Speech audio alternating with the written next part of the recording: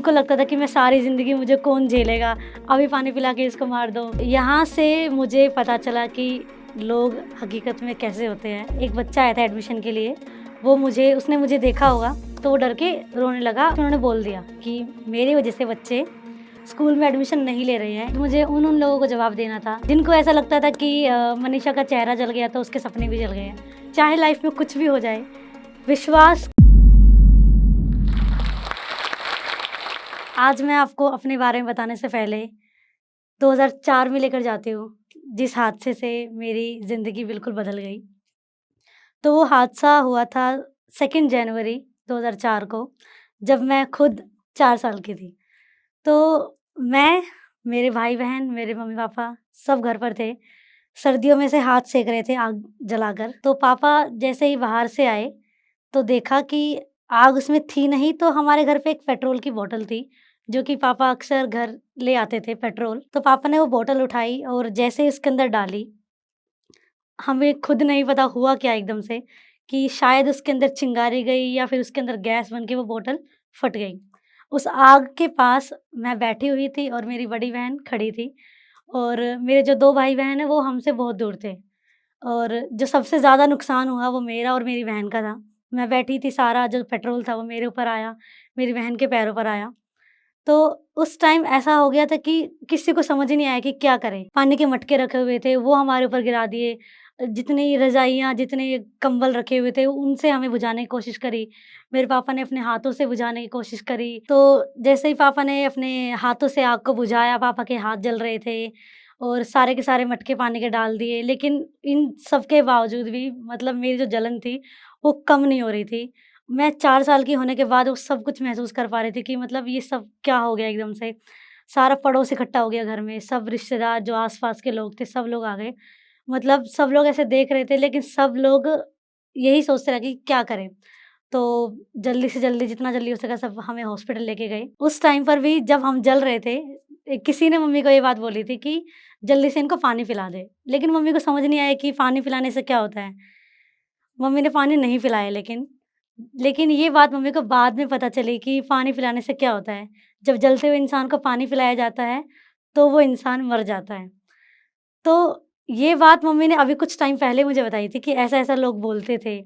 लेकिन लोगों का मेन जो ये बात बोलने का रीज़न था वो यही था कि उनको लगता था कि मैं सारी ज़िंदगी, मुझे कौन झेलेगा, अभी पानी पिला के इसको मार दो। तो ये सब बातें लोगों ने हमारे मुँह पर बोली हुई है। जब किसी के साथ ऐसा हादसा हो जाता है, तो ज़्यादातर लोग जीना छोड़ देते हैं और बुरे-बुरे ख़्याल दिल में आते हैं, सुसाइड कर लेना, मर जाना, मतलब पता नहीं, एक उम्मीद ही छोड़ देते हैं। लेकिन इस हादसे के बाद मैंने जीना शुरू किया था और यहाँ से मुझे पता चला कि लोग हकीकत में कैसे होते हैं, किस हद तक की सोच रखते हैं लोग। नमस्कार, मेरा नाम मनीषा है, मनीषा प्रजापति। मैं वैसे तो हरियाणा से हूँ, लेकिन रहती दिल्ली में हूँ अपने परिवार के साथ और 2004 के बाद अब मैंने दोबारा से अपना स्कूल जॉइन किया, नर्सरी से। तो यहाँ पर मैंने बहुत कुछ देखा, लेकिन मैं यहाँ पर भी टूटी नहीं। तो मैं बताती हूँ यहाँ मेरे साथ क्या हुआ।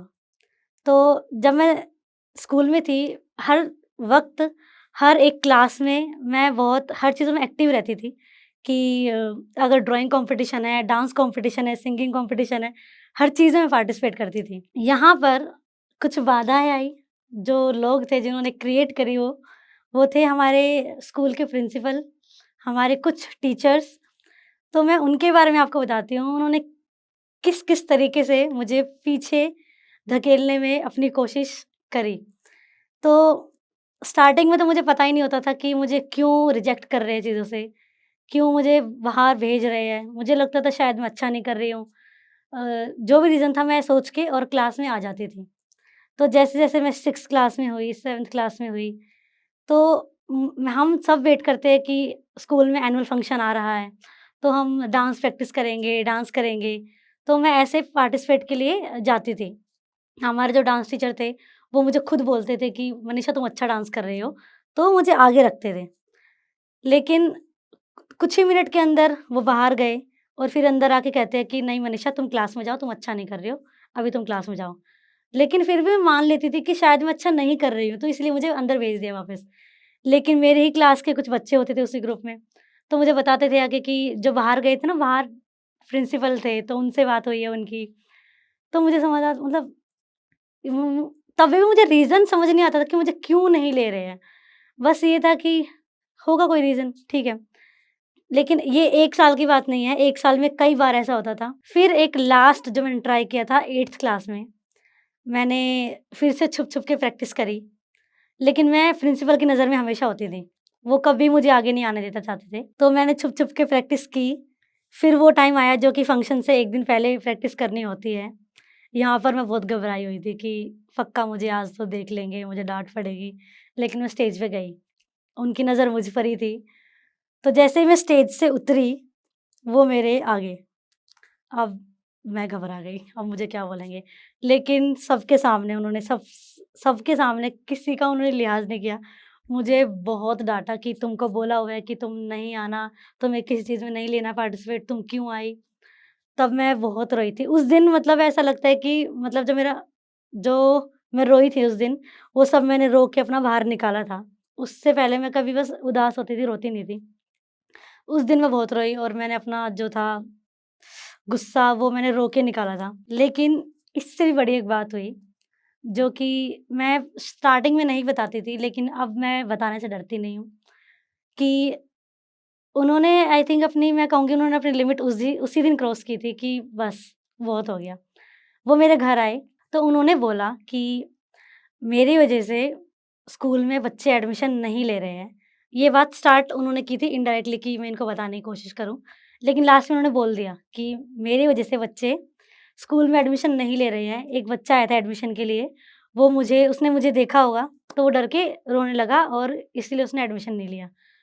तो ये बात मेरे घर बोलने आए थे स्पेशली, ताकि मैं स्कूल छोड़ दूँ। ये स्कूल का एक ऐसा टाइम होता है, जो कि हर कोई स्कूल पास करने के बाद याद करता है। लेकिन मेरे साथ ऐसा है कि मेरे साथ ऐसा कुछ याद करने के लिए है नहीं उस स्कूल में कि मैं याद करूँ, हमने ये किया, हमने वो किया, लेकिन ऐसा कुछ है ही नहीं। तो उस दिन मैंने ये सारी बात जब सुनी और जो कुछ मेरे साथ हो रहा था, सब मेरे दिमाग में ऐसे घूम रहा था। तो आई थिंक वो मेरा पहली बार था जब मैं डिप्रेशन में गई थी। तब तो मुझे पता भी नहीं था कि डिप्रेशन होता क्या है। तो उस टाइम पर मतलब मैं आज भी और तभी भी और हमेशा रहूँगी। मैं सोनू निगम की बहुत बड़ी फ़ैन हूँ, बहुत बड़ी फ़ैन हूँ और मैं हमेशा से उन्हीं के गाने सुनते आई हूँ। मुझे क्लासिकल बहुत पसंद है, मैं उनको सुनती हूँ। तो तब मैं उनके गाने सुनती थी और मुझे ऐसा लगता था कि जब मैं उनके गाने सुन रही होती हूँ, मैं इस दुनिया में तो नहीं हूँ, मैं कहीं और हूँ। तो मैं मतलब 2-2 घंटे, 3-3 घंटे काम कर रही हूँ, तब मैं ड्राइंग करती थी, मुझे बहुत पसंद थी ड्राइंग करना। तो मैं ड्राइंग करते हुए गाने सुनती थी, तब मैं थोड़ा-सा अपने आप को उस चीज़ से बाहर निकाल पाई। तो ये सिर्फ़ मैं कहने के लिए नहीं कह रही हूँ, मैं ये ऐसा मानती हूँ कि उस टाइम मैं उस चीज़ से जब बाहर निकली, तो शायद उन उसके पीछे सबसे बड़ा हाथ सोनू निगम का है। तो 12th के बाद मुझे उन लोगों को जवाब देना था, जिनको लगता था कि मैं कभी आगे नहीं बढ़ सकती, जिन लोगों ने मुझे पीछे छोड़ दिया और जिनको ऐसा लगता था कि मनीषा का चेहरा जल गया तो उसके सपने भी जल गए हैं, लेकिन ऐसा नहीं है। तो 12th के बाद मैंने अपने आर्ट को कंटिन्यू किया। स्टार्टिंग में इतनी अच्छी नहीं थी, लेकिन मैंने सीखा थोड़ा-सा, लेकिन आर्ट की जो फ़ीस थी वो बहुत महँगी होती है। लेकिन मैंने सिर्फ़ 2 महीने की क्लास ली, तो वहाँ पे मुझसे पूछा गया कि आप सबसे पहले क्या बनाना चाहते हो? क्योंकि पहले बच्चे का इंटरेस्ट देखते हैं टीचर्स। तो सबसे पहले जो मेरा स्केच था, जो मैंने रेडी किया था, वो सोनू निगम का था। उसके बाद धीरे-धीरे मैंने सेलिब्रिटीज़ के स्केचेस बनाए और मैं उनको भेजती रहती थी। इंस्टाग्राम पे पोस्ट करती थी, तो उन तक पहुँचते भी थे, वो एप्रिशिएट करते थे और जिससे कि मुझे थोड़ी-सी मोटिवेशन मिलती कि अरे! उनको अच्छा लग रहा है तो इनका बनाती हूँ। तो ऐसे मैंने काफ़ी लोगों का बनाया, सेलिब्रिटीज़ में बहुत सारे लोगों का बनाया और मैं काफ़ी लोगों से मिली। जैसे कि मैं दीपिका पादुकोण से मिली, मैं रणवीर सिंह से मिली, मैं सिंगर मैथिली ठाकुर से मिली एंड ऐसे-ऐसे मैं बहुत सारे लोगों से मिली। तो मैं ऐसे ही सबके स्केचेस बनाती रहती थी स्टार्टिंग में। तो मुझे एप्रिशिएशन मिलती रही और मैं आगे बढ़ती रही। मैं हमेशा सोचती थी कि मतलब जैसे लोगों की आर्ट गैलरीज़ होती है, एग्ज़िबिशन्स होती है, तो वो कैसे करते हैं? मतलब किस तरीके से उनके पास ये ऑफ़र्स आते हैं, मैं कैसे लगाऊँ? मैं कैसे काम करूँ? तो मैंने थोड़ा-सा अपना चेंज किया, मतलब जैसे मैं सेलिब्रिटीज़ के बनाती थी, फिर मैं थोड़ा-सा थीम्स मैंने डिसाइड की कि जैसे कि मैंने न्यूबॉर्न बेबीज़ के स्केचेज़ बनाए, मैंने वाइल्ड एनिमल्स के बनाए, तो मैंने थीम्स, क्योंकि आर्ट गैलरीज़ में सेलिब्रिटीज़ के स्केचेज़ नहीं लगते हैं, तो फिर मैंने थोड़ा-सा चेंज किया, लेकिन ये जो एक्सपीरियंस था, ये बहुत अच्छा एक्सपीरियंस रहा मेरा। तो मैं पहले तो सोचती थी कि कैसे हो, कि कैसे मैं अपनी गैलरीज़ में अपना काम लगाऊँ। तो जैसे-जैसे मेरा काम अच्छा होता गया, जो काम था, जो गैलरीज़ थी, उनके ऑफ़र्स मेरे पास अपने आप ही आते गए। तो ये मेरे लिए बहुत बड़ी बात थी। जो लोग पहले मुझे, मतलब वो बात नहीं करते थे सामने से, बस मुझे इग्नोर करके चले गए। चाहे वो स्कूल का हो, चाहे वो कोई रिश्तेदार ही क्यों ना हो। अब वो दूर-दूर के ऐसे-ऐसे रिश्तेदारों के फ़ोन आते हैं कि अरे! मनीषा तो बहुत अच्छा कर रही है, क्या कर रही है, ड्राइंग बना रही है। जिनसे मेरी कभी बात नहीं हुई, मैंने शायद देखा भी नहीं होगा। अब वो मुझे बोलते हैं, प्लीज़ मेरी फ़ोटो बना दो, प्लीज़ मेरा उसका स्केच बना दो, मेरी गर्लफ्रेंड का बना दो, मेरी वाइफ़ का, मेरी बहन का, भाई का। तो ऐसे मुझे अब सब ऑफ़र करते हैं। आज मैं आपको यहाँ पर एक खूबसूरत सा वाक़या बताती हूँ, जहाँ पर आपको यकीन हो जाएगा कि विश्वास करने से सब कुछ पॉसिबल हो जाता है, लेकिन बस विश्वास, जो एक उम्मीद है, वो होनी चाहिए। तो मैं आपको बताती हूँ, मैंने अभी बताया आपको कि मैं सोनू निगम की कितनी बड़ी फ़ैन हूँ, और जब मैं डिप्रेशन में थी, मैंने उन्हीं के गाने सुने। मेरे लाइफ़ का पहला स्केच जो मैंने बनाया था, वो उन्हीं का था। तो मैं बताती हूँ, मैं हमेशा से कैसे सोचती थी कि मैं उनसे कैसे मिलूँगी। मैं सोचती थी कि एक भीड़ होगी, बहुत सारे लोग होंगे उसमें, वो होंगे और मैं भीड़ में जाऊँगी भागी हुई, और बस एक एक धुंधली-सी फ़ोटो लेकर आऊँगी भीड़ में जाके। मैंने सिर्फ़ इतना ही सोचा था कि अगर मैं कभी मिलूँगी उनसे, तो मैं ऐसे मिलूँगी। लेकिन ऐसा नहीं था। मैं अपने काम के ज़रिए, मैं अपने आर्ट के ज़रिए उनसे मिली। तो मैंने उनके 2 स्केचेज़ बनाए थे। उनका पहला स्केच बनाने के बाद और 2 स्केच बनाए थे। एक उनके गुरुजी के साथ और एक उनकी मम्मी के साथ। तो मैंने अपनी तरफ से ट्राई किया कि मैं उनको भेजूँ, फ़ेसबुक पर डालूँ और उनको टैग करूँ, लेकिन नहीं पहुँच पाया। लेकिन उनको, जैसे ही उनको स्केच दिखा, उनको मिला, तो उनका सबसे पहला जवाब यही था कि वो जो स्केच लेंगे, वो मुझसे मिलकर ही लेंगे। तो दिल्ली में उन्होंने मुझे अपने घर इनवाइट किया। मैं अपनी फैमिली के साथ गई थी उनके घर, स्केचेज़ लेकर।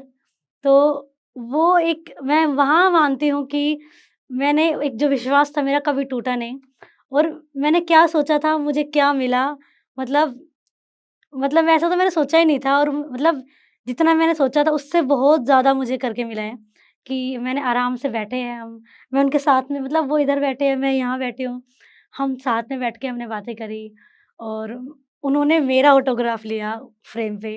उन्होंने बोला मुझे, उन्होंने पेन मँगाया स्पेशली कि मेरा ऑटोग्राफ लेंगे वो, और उन्होंने स्केच के पीछे ही मेरा ऑटोग्राफ लिया। फिर मैंने उनका ऑटोग्राफ लिया। तो वो टाइम बहुत अच्छा था, मतलब मैं कभी नहीं भूल सकती हूँ।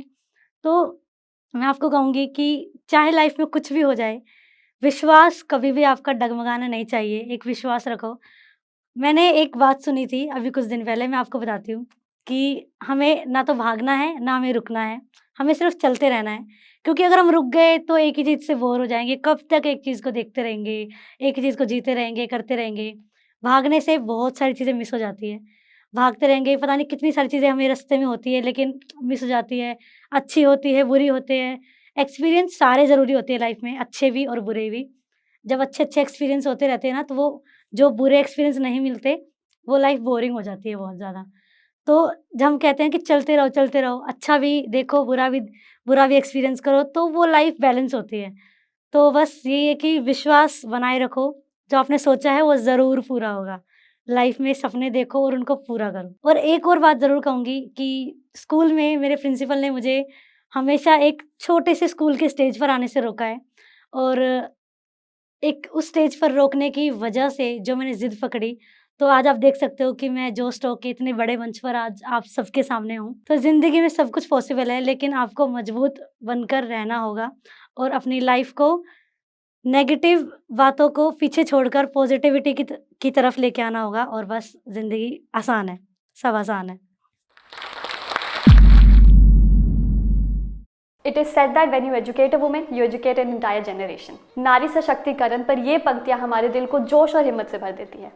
ऐसी ही हिम्मत भरी कहानी अभी हमने सुनी जोश टॉक्स पर और हमें उससे काफ़ी प्रेरणा भी मिली। ऐसी ही कहानी है लक्ष्मी जी की, जिन्होंने सीएस करके बड़े शहर में वो आए जॉब का सपना लेके, पर उन्हें यहाँ जॉब नहीं मिल पाई। पर उन्होंने हिम्मत नहीं हारी, जोश के साथ उन्होंने कम्युनिकेशन स्किल्स पर काम किया और आज एक बड़ी कंपनी में वो काम कर रही हैं। लक्ष्मी जी की ही तरह कई स्टूडेंट्स जैसे कि वैशाली जी, नीला, प्रणाली, आरती और उषा जी ने मिलके जोश स्किल्स के साथ विभिन्न स्किल्स जैसे कि spoken English, communication skills, personality development, finance, business building सीखकर आज अपनी अलग पहचान बनाई है।